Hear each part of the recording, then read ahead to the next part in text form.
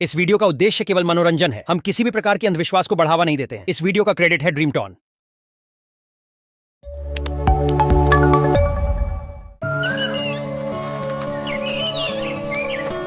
धनीराम अपनी पत्नी सुमित्रा के साथ धनकोली में रहता था। धनीराम पेशे से एक व्यापारी था और अक्सर काम के सिलसिले में दूसरे देश की यात्रा पर जाया करता था। धनीराम की पत्नी सुमित्रा मां बनने वाली थी। सुमित्रा को गर्भवती हुए 8 महीने हो चुके थे। एक दिन सुमित्रा धनीराम से बोली, आज मुझे संतरे, पके हुए आड़ू खाने की बहुत तीव्र इच्छा हो रही है। क्या आप मेरे लिए बाजार से ले आएंगे? जरूर ले आऊंगा, बिल्कुल फिक्र मत करो। धनीराम पत्नी सुमित्रा के कहने पर उसके लिए बाजार से संतरे और पके हुए आड़ू लेकर आता है। सुमित्रा बहुत सारे संतरे और पके हुए आड़ू खा लेती है और साथ ही गलती से फलों के कुछ बीज भी निगल जाती है। रात के समय जब वो सोने के लिए बिस्तर पर जाती है तो उसे अपने बचपन में सुनी वो बातें याद आ गई थीं कि अगर आप गलती से बीज निगल जाते हो तो रातों रात एक पेड़ में तब्दील हो जाते हो। डर के मारे वो उस रात सो नहीं पाई और अजीब अजीब से सपने उसे आते रहे कि वो अलग अलग तरह के पेड़ों में बदल गई है। सुबह उसने अपने पति धनीराम को सपनों के बारे में बताया। तुम बिना बात के ही परेशान हो रही हो। तुम्हारे इन सपनों का कोई मतलब नहीं है। बिल्कुल फिक्र मत करो, बस अपना ध्यान रखो। अब ये समय फिक्र करने का नहीं है। सुमित्रा को फिर भी चैन न मिला। उसने अपनी दाई सवित्रो से भी अपने सपने के बारे में बताया। अरे बिटिया, तू काहे परेशान होती है? तूने सपने में हरे भरे आम के पेड़ और हरे भरे पेड़ ही तो देखे हैं। तुझे पता है इन सब का क्या अर्थ होता है? मुझे नहीं पता इन सब का क्या अर्थ होता है। तू एक स्वस्थ बच्चे को जन्म देगी और संतान सुख भोगेगी। पर सवित्रो की बात गलत साबित हुई और बच्ची को जन्म देते ही सुमित्रा की मृत्यु हो गई। सवित्रो ने देखा कि वो छोटी नन्ही कलियों में बदल रही है। जब तक उसने बच्ची को नहलाया वो कलियां पूरी पत्तियों का रूप ले चुकी थी। हालांकि उसने उन्हें एक एक करके चुनना शुरू कर दिया था, पर वे उसके शरीर के विभिन्न हिस्सों से किसी घास की तरह उगने लगी थीं।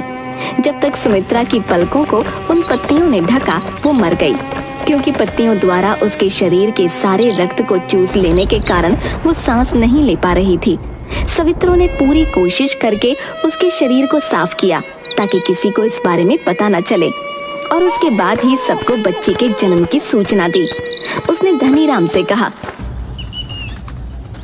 मैं सुमित्रा को अपनी बहन की तरह मानती थी। इस बच्ची को जन्म देते ही वो संसार छोड़ के चली गई। इसलिए जब तक ये बच्ची शादी योग्य नहीं हो जाती और किसी योग्य वर से इसका विवाह नहीं हो जाता, मैं इसकी देखभाल करना चाहती हूँ। अगर आपको कोई आपत्ति ना हो तो क्या मैं इस बच्ची के साथ रह सकती हूँ? मुझे कैसी आपत्ति हो सकती है? तुमने ऐसा कहकर मुझे इस चिंता से मुक्त कर दिया कि मेरी इस छोटी सी दूध पीती बच्ची को बिना माँ के मैं अकेले कैसे पालूंगा। असल में सवित्रो को डर था कि कहीं शिशु के शरीर में से भी पत्तियां ना फूटने लगें और उसकी भी मृत्यु ना हो जाए। धनीराम ने अपने घर के पिछवाड़े में सवित्रो के लिए एक घर बनवा दिया ताकि वो वहां रहते हुए बच्ची की देखभाल कर सके। वैसे भी उसका कोई रिश्तेदार नहीं था। उस बच्ची का नाम तेजी मोली रखा गया, लेकिन सब लोग उस बच्ची को प्यार से तेजी कहते थे। समय के साथ तेजी भी बड़ी होने लगी। एक दिन गांव के मुखिया और कुछ लोग धनीराम के घर उससे मिलने आए। धनीराम, सुमित्रा को गए काफी समय हो चुका है और अब ईश्वर की कृपा से तेजी भी कुछ बड़ी हो गई है, परंतु माँ तो माँ होती है। उसे कुछ समय में माँ की जरूरत पड़ेगी, तब तुम अकेले उसकी परवरिश नहीं कर सकोगे। इसलिए हम सब तुम्हें ये सलाह देने आए हैं कि तुम्हें अपनी बेटी तेजी के लिए दूसरा विवाह कर लेना चाहिए। भाई, मैं आप सबकी बात से सहमत हूँ, लेकिन क्या पता कि मेरे दूसरे विवाह से जो स्त्री इस घर में आएगी वो मेरी पुत्री को एक माँ का प्यार देगी या नहीं। धनीराम, हम तुम्हारी बात समझ रहे हैं, लेकिन हर सौतेली माँ खराब नहीं होती। हमारी बात पर विचार करना। गांव वालों के जोर देने पर धनीराम ने दूसरा विवाह कर लिया।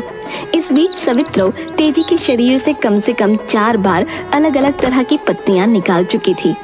ऐसा करने के लिए वो कभी उसे हल्दी का लेप लगाती तो कभी सोयाबीन का लेप, ताकि उसे पत्तियां खींचकर निकालनी ना पड़े।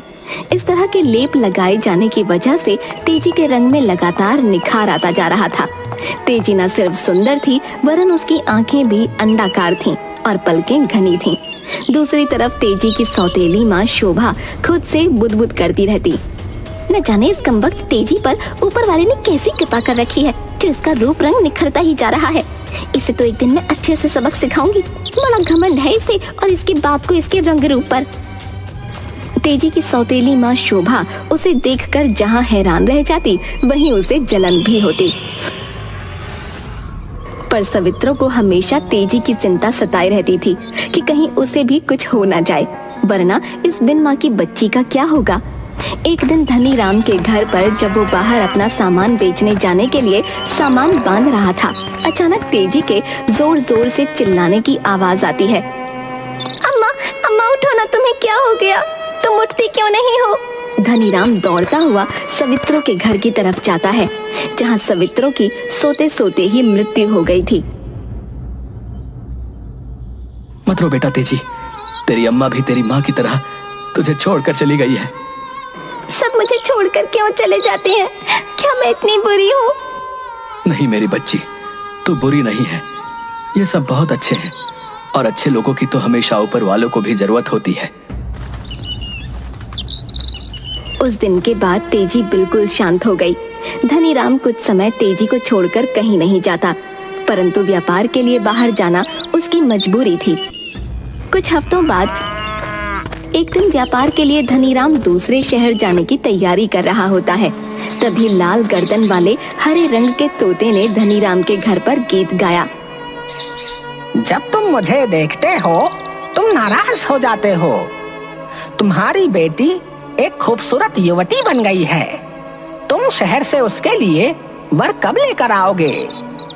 तोते की आवाज बहुत ही कर्कश और तेज थी, जिसे सुनकर धनीराम को अपनी दूसरी पत्नी का ध्यान आ जाता है, जो बहुत ही लड़ाकू किस्म की स्त्री थी। गांव में वो सबसे लड़ती रहती थी और तेजी के साथ नौकरों की तरह व्यवहार करती थी। अगले 6 महीनों की अपनी समुद्री यात्रा के दौरान मैं अपनी बेटी तेजी के लिए उपयुक्त वर जरूर ढूंढ लूंगा। उसी रात तेजी की उंगली में एक छोटी सी हरी पत्ती उगाई, जिसे उसने तुरंत ही चंदन का लेप लगाकर हटा दिया, जिसके बारे में सवित्रो ने उसे बताया था। वो अक्सर सवित्रो को याद करके रोती, क्योंकि उसे तो माँ का प्यार उसी से मिला था।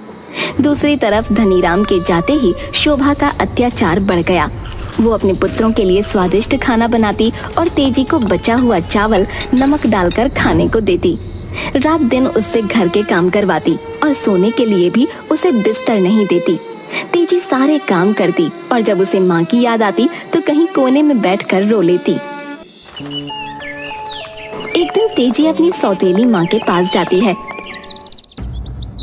माँ, मेरी सबसे खास सहेली का विवाह तय हो गया है। क्या आप मुझे उसके विवाह में जाने की अनुमति देंगी? तू अगर विवाह में जाएगी तो घर का काम कौन करेगा? माँ, मैं घर का सारा काम करके जाऊंगी और जल्दी ही वापस भी आ जाऊंगी।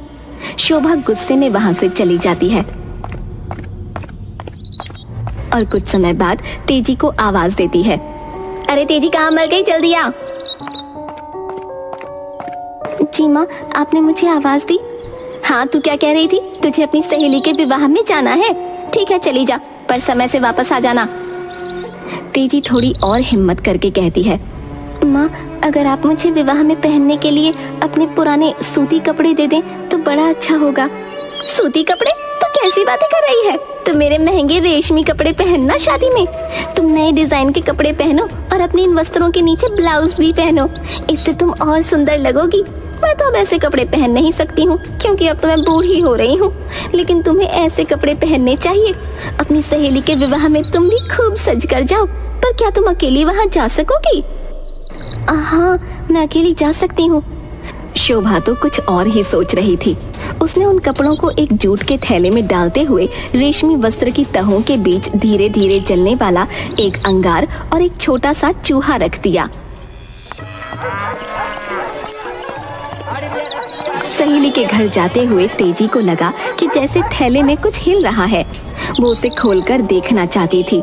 तभी उसे शोभा की कही हुई बात याद आ गई। शोभा ने उसे हिदायत दी थी, विवाह स्थल पर पहुंचकर ही थैला खोलना, उससे पहले नहीं, वरना रास्ते की धूल मिट्टी से वस्त्र गंदे हो जाएंगे। तेजी ने खुद से कहा, अगर मैंने इस थैली को खोला तो माँ गुस्सा हो जाएंगी, और फिर पहली बार माँ ने मुझे ममता भरी निगाहों से देखा है। मैं उस ममता को खोना नहीं चाहती, मुझे हर हाल में उसे खुश रखना होगा।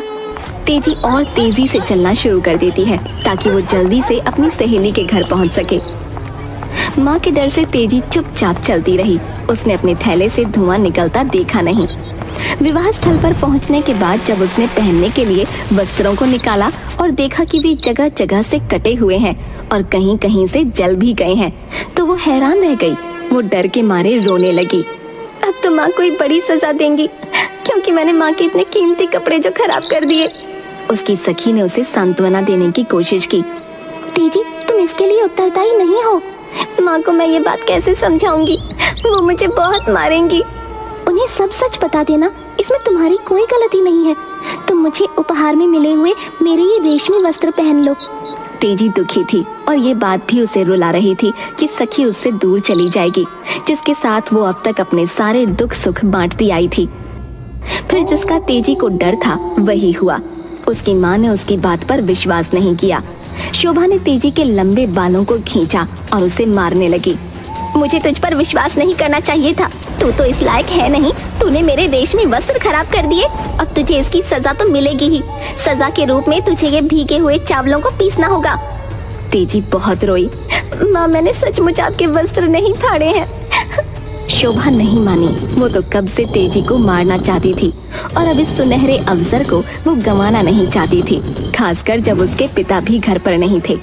उसने चावल पीस रही तेजी के दाएं हाथ को ही चावल के साथ पीसना शुरू कर दिया और उससे कहा, अब चावल पीसने के लिए अपने बाएं हाथ का इस्तेमाल कर। तेजी रोते रोते बोली, माँ, तुमने मेरे दोनों हाथों को आहत कर दिया है, मुझे जाने दो। अपने सिर से चावल पीस। फिर डंडे से शोभा ने तेजी के सिर पर मारा और उसके शव को घर के पिछवाड़े दबा दिया।